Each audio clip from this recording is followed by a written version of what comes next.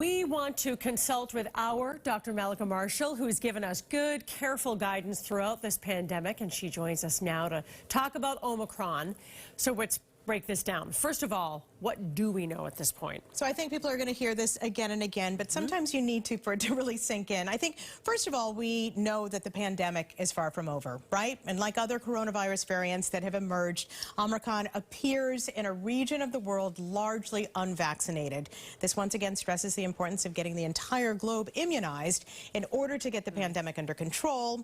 And of course, while there have been no Omicron cases identified here in the U.S., it is undoubtedly already here. So we really need to step up testing and genetic sequencing to identify it and other variants that could emerge down the road. And now the Omicron variant has dozens of mutations, as they mentioned, in the spike protein, which is how the virus gets into our cells, and it's the region targeted by the current vaccines. I think you can see in this graphic that this is the first image of the Omicron variant produced by a research team in Rome compared to an image of the Delta variant. And if you look at the top portion, the red marks you see are all of the mutations in the spike protein.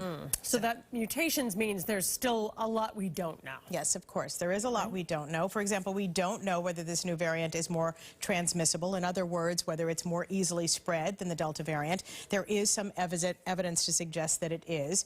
We don't know whether Omicron makes people sicker. There is some reassurance that it causes milder illness, especially in those who are fully vaccinated. We also don't know whether these spike protein mutations will render the vaccines less effective. Scientists are optimistic that the vaccines will still work, at least to some degree.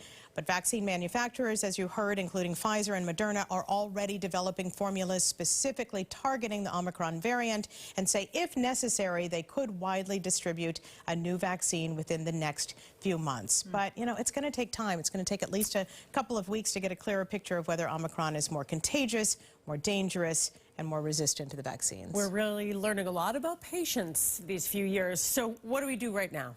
Okay, so in the meantime, the best way to protect yourself against Omicron, Delta, or any other variants is to get vaccinated. And if you're already vaccinated, get a booster. As you heard, the CDC now suggests that people 18 and older should get a booster 6 months after their mRNA vaccine or 2 months after the J&J vaccine. Not just recommended, but you should do it.